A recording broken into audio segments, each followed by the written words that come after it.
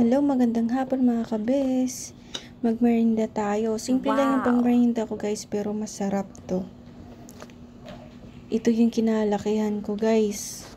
Nilagang saging. Kayo, kumakain ba kayo nito guys? Ayan, partneran natin ng ginamos with kalamansi at sili. Ayan, magbala tayo. Mas masarap siya guys, kainin medyo mainit pa. Tapos i-dip mo sa ginamos.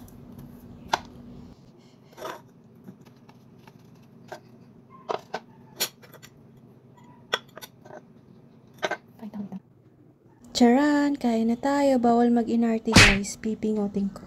Char. So guys, kain na tayo.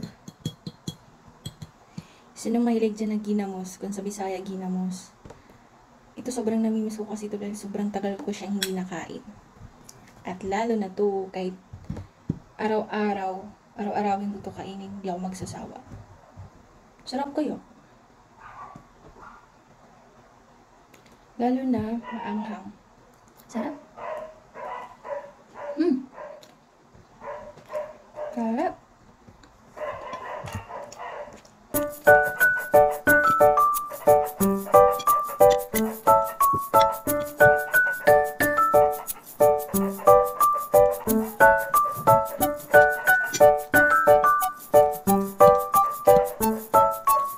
Relate ang mga taga-Bisaya nito.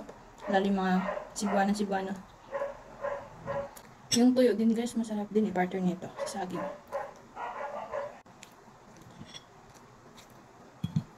Dati guys, nung unang sampaw dito sa Manila, nahihirapan ako maghanap ng ginamos. So nung nalaman ko na pwede pala bumili sa online, at legit naman yung nabilhan ko. Ang sarap guys. Kain tayo. Excuse me. Sarap, maanghang.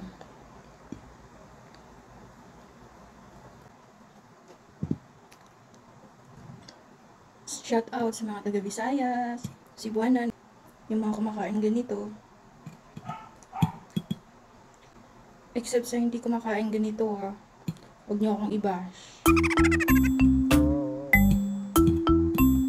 Hindi ko kayo mapipilit.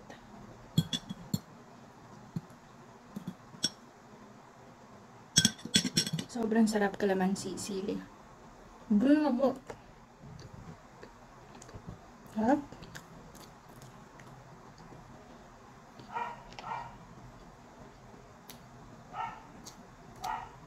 Kain tayo. May ano. Sige.